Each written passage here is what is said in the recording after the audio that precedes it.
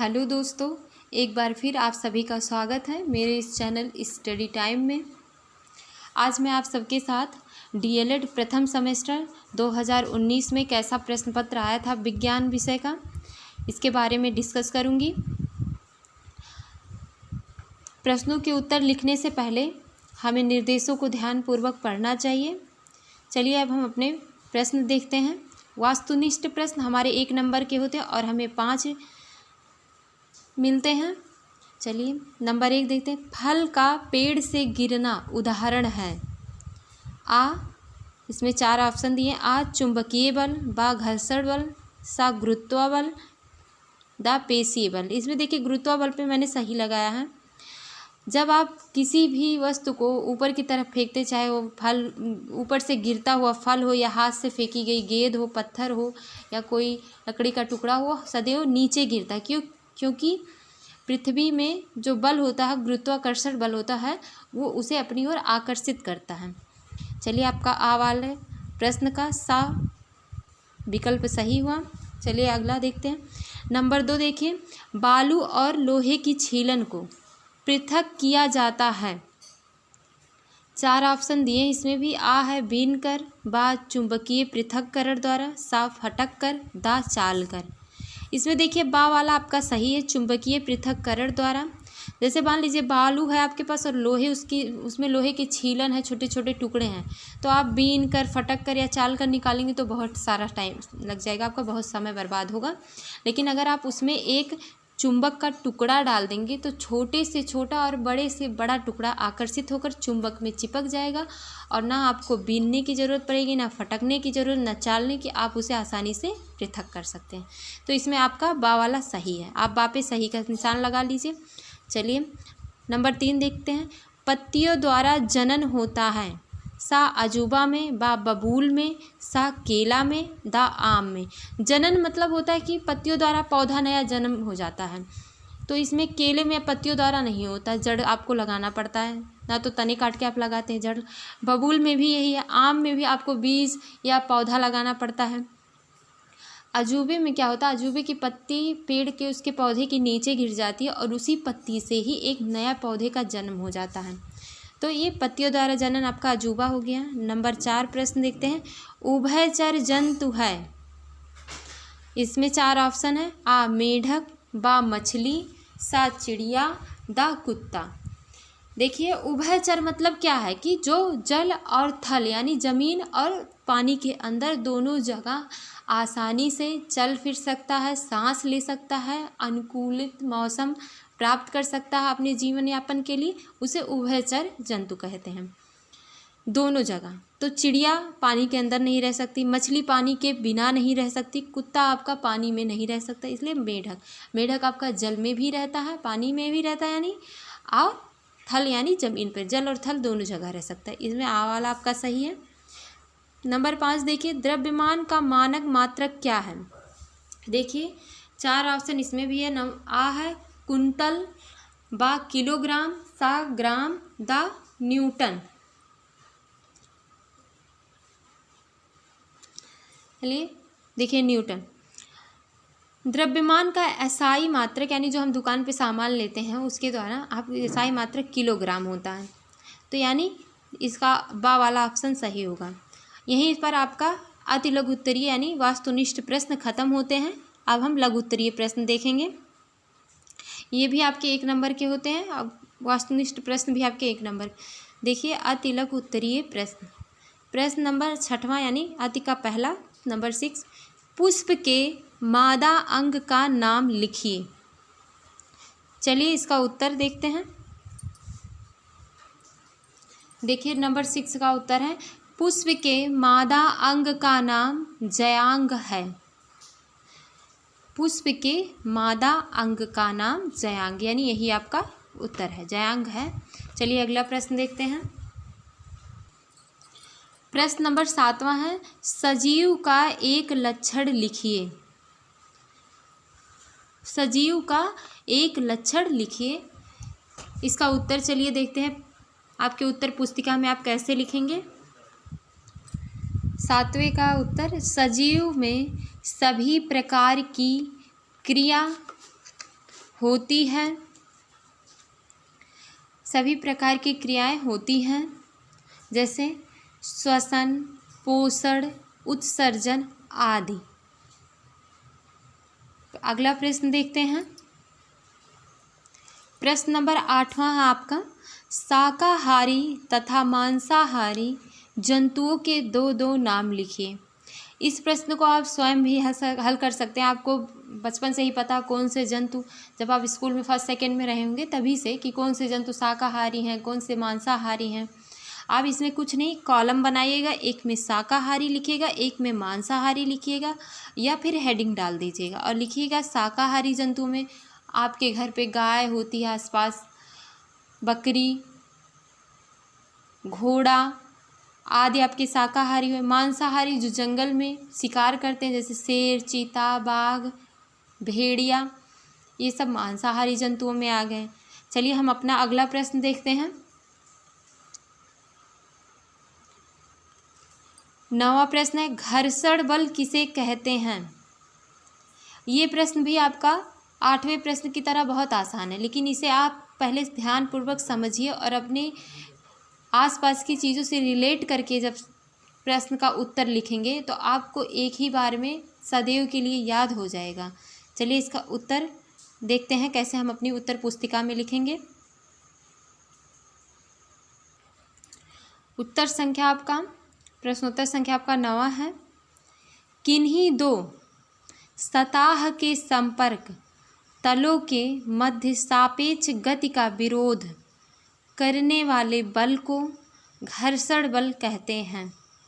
एक बार फिर से देखिए, किन्हीं दो सतह के संपर्क तलों के मध्य सापेक्ष गति का विरोध करने वाले बल को घर्षण बल कहते हैं। यहीं पे आपका ये 9वां प्रश्न खत्म होता है। अब 10वां प्रश्न चलिए देखते हैं। 10वां प्रश्न है, पदार्थ की कितनी भौतिक अवस्थाएं होती हैं। आपको पता है पदार्थ की कितनी भौतिक अवस्थाएं हैं। भौतिक अवस्थाएं 3 होती हैं, लेकिन उत्तर पुस्तिका में हम कैसे लिखेंगे उसे चलिए देखते हैं। 10वां आपका है, पदार्थ की भौतिक अवस्थाएं 3 प्रकार की होती हैं। नंबर 1 ठोस, नंबर 2 द्रव, नंबर 3 गैस। नंबर 3 गैस आपका, ये आपका 10वां प्रश्न का उत्तर हो गया। अगला प्रश्न देखते हैं। समय का मानक मात्रक क्या है। 11वां प्रश्न आपका है ये, समय का मानक मात्रक क्या है। इसका उत्तर देखिए, समय का मानक मात्रक सेकंड है। ये 11वां का हुआ। इसी के साथ आपका अति के प्रश्न समाप्त होते हैं। अब हम लघु उत्तरीय प्रश्न देखेंगे। लघु उत्तरीय प्रश्न का पहला यानी नंबर 12वां है आपका, 11वां आपने सॉल्व कर लिया। गति किसे कहते हैं, गति के प्रकार लिखिए। मैं हमेशा आप लोगों को कहती हूँ, किसी भी प्रश्न को आप अपनी आसपास की चीज़ों से रिलेट करके, संबंध करके समझेंगे तो आपको आसानी होगी, आपको रटने की ज़रूरत नहीं होगी, उसे आप समझ सकते हैं। इसलिए आपको जैसे पूछा गति किसे कहते हैं, गति के प्रकार लिखिए। इसे एक बार अपने आसपास की चीज़ों से भी रिलेट करने की कोशिश कीजिएगा। चलिए अपनी उत्तर पुस्तिका में देखते हैं कैसे लिखते हैं हम। देखिए उत्तर संख्या आपका था 12वां, समय के साथ वस्तु की गति में परिवर्तन को वस्तु की गति कहा जाता है। समय के साथ वस्तु की स्थिति यानी जो वो रखा है या फिर खड़ा, उसकी स्थिति में परिवर्तन को वस्तु की गति कहा जाता है। मुख्यतः गति के 3 भागों में, गति को 3 भागों में, यहाँ पे आप को कर दीजिए, भागों में विभक्त किया जा सकता है। 3 भागों में मुख्यतः आप गति विभक्त किया जा सकता है। चलिए नंबर 1 देखिए, स्थानांतरीय गति आपका है, घूर्णन गति आपका है, और फिर उसके बाद नंबर 3 आपका कंपन गति है। अब सबसे पहले हम नंबर 1 के बारे में डिस्कस करेंगे, स्थानांतरीय गति। चलिए देखते हैं।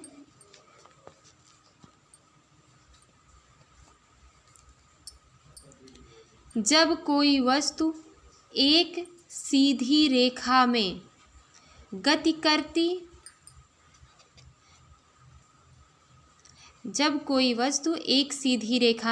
करती है तो ऐसी गति को स्थानांतरीय गति कहते हैं। स्थानांतरीय गति को रेखीय गति भी कहा जाता है। आपका नंबर 1 हुआ। अब नंबर 2 आपका घूर्णन गति है। घूर्णन गति के बारे में चलिए देखते हैं। जब कोई पिंड किसी अक्ष पर परितः घूमता है तो ऐसी गति को घूर्णन गति कहा जाता है। इसके एग्जाम्पल हैं, इसके उदाहरण हैं आपके, जैसे पृथ्वी का अपने अक्ष पर घूमना। लट्टू भी आप देखे होंगे अपने आसपास बच्चों को खेलते हुए, वो भी एक ही जगह पे घूर्णन करती है। सेम उसी तरीके से पृथ्वी भी अपने एक ही अक्ष पर घूर्णन करती है। ये घूर्णन गति के एग्जाम्पल हैं। चलिए नंबर 3 देखते हैं, कंपनीय गति। ये आपका नंबर 3 है, कंपनीय गति। इसके बारे में पढ़ते हैं। जब कोई वस्तु निश्चित बिंदु, देखिए, जब कोई वस्तु निश्चित बिंदु के इधर उधर गति करती है तो इसे कंपनीय गति कहा जाता है।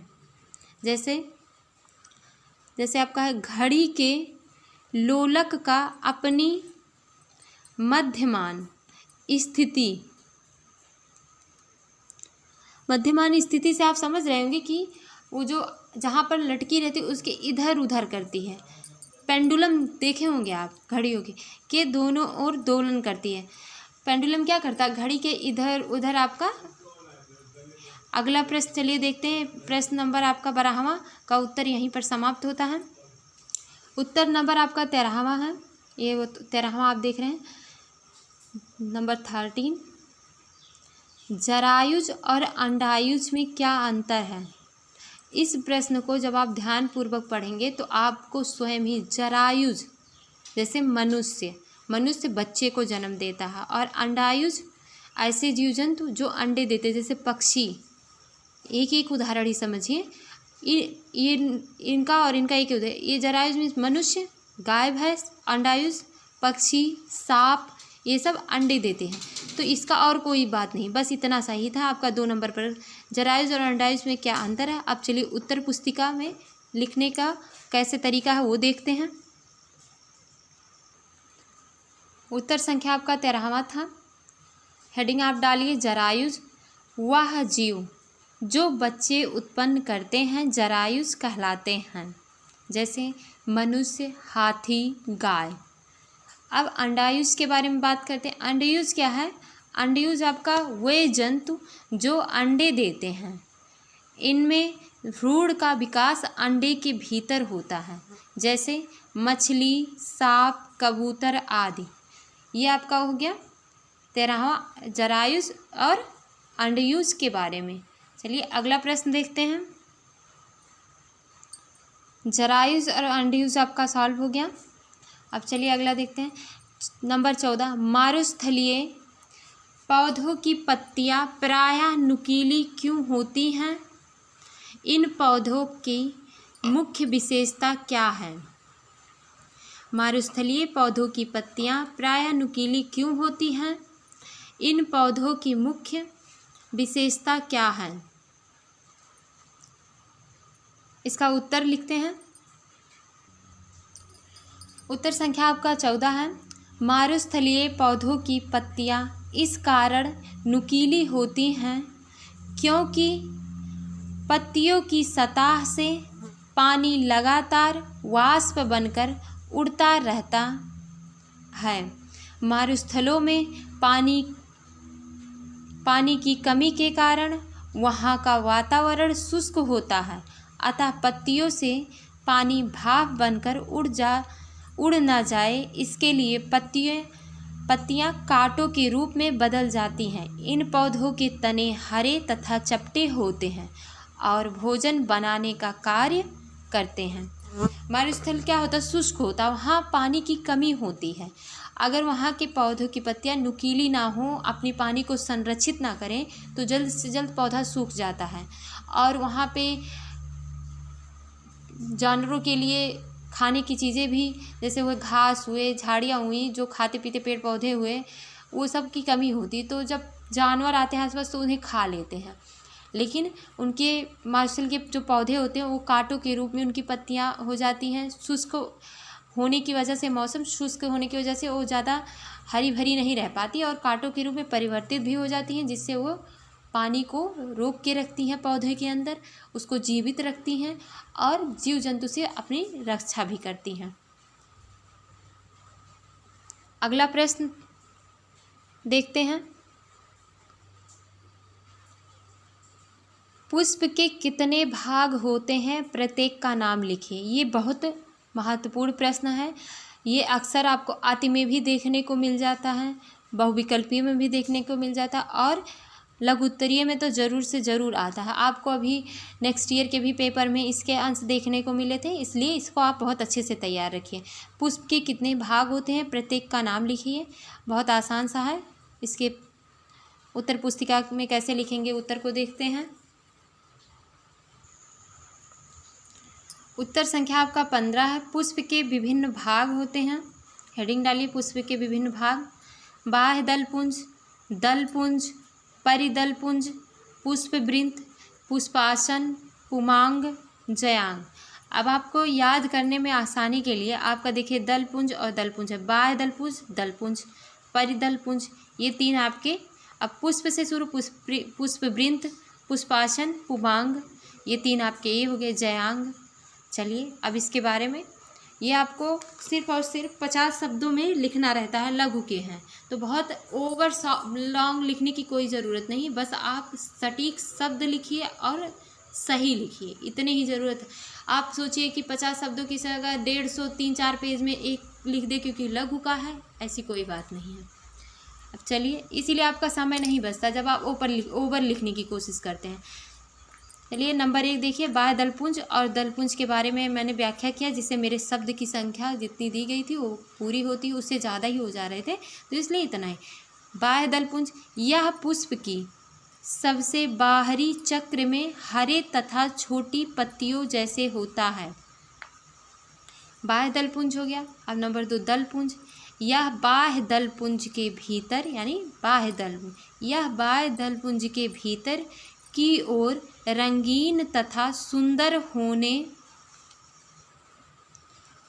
होने के कारण इसका मुख्य कार्य परागण हेतु कीड़ों को आकर्षित करना है।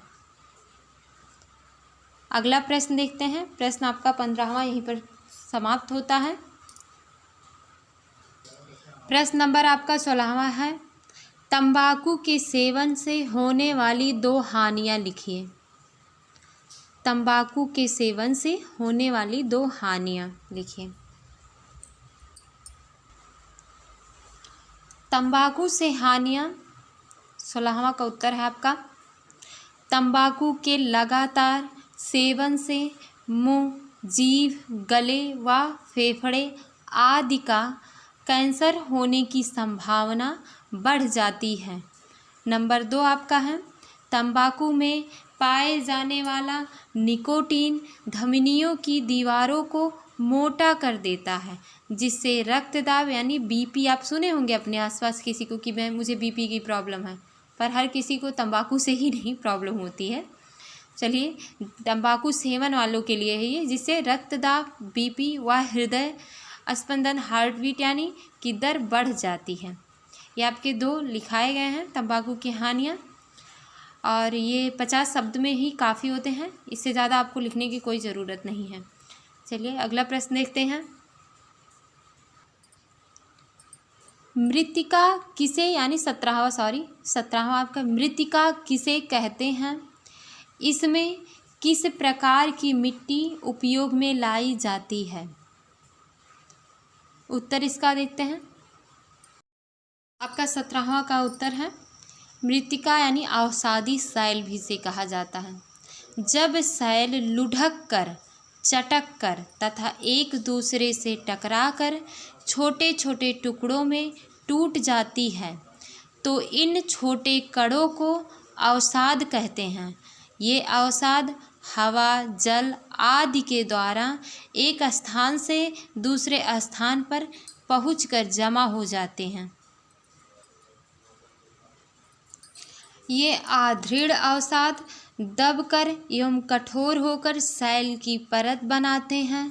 इस प्रकार की सैल को अवसादी सैल कहते हैं। जैसे बलुआ पत्थर रेत के दानों से बनता है। इन सैलों में पौधे, जानवरों एवं अन्य सूक्ष्म जीव जैसे कीड़े मकोड़े आपके जो कभी इन सैलों पर रह रहे हैं होते हैं के जीवाश्म भी हो सकते हैं। इनमें दोमट या जलोढ़ मिट्टी का उपयोग किया जाता है।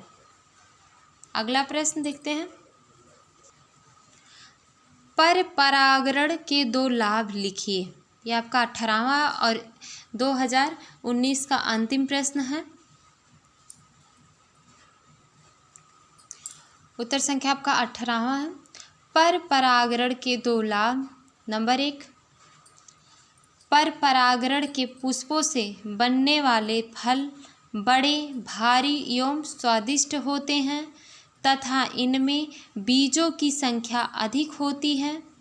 नंबर 2 आपका, पर परागण द्वारा रोग अवरोधक नई जातियां तैयार की जा सकती हैं। या फिर आप ये भी लिख सकते हैं, नंबर 3 वाला देखिए, इन बीजों से उत्पन्न पौधे स्वस्थ एवं सक्षम होते हैं तथा इनमें प्रतिकूल परिस्थितियों का सामना करने की अधिक क्षमता होती है। यह आपका 2019 का प्रश्न पत्र कैसा आया था आपने देख लिया और यह अंतिम प्रश्न आपका था। आपके पिछले पेपर्स को सॉल्व करने से, प्रीवियस ईयर क्वेश्चन शीट जो होते हैं सॉल्व करने से आपको एक तो प्रैक्टिस हो जाती है कैसे प्रश्न आते हैं और कैसे उसके उत्तर कितने शब्द में और कैसे हमको क्या आ रहा है, इन सब के बारे में अब और अच्छी जानकारी मिलती है। इसलिए हमें हमेशा प्रीवियस ईयर पेपर को सॉल्व करने की कोशिश करनी चाहिए, प्रैक्टिस करनी चाहिए और हमारा उससे कॉन्फिडेंट बढ़ता है। चलिए इसी के साथ यहाँ तक के साथ के लिए धन्यवाद। हम फिर अपनी अगली वीडियो में आपसे मिलते हैं।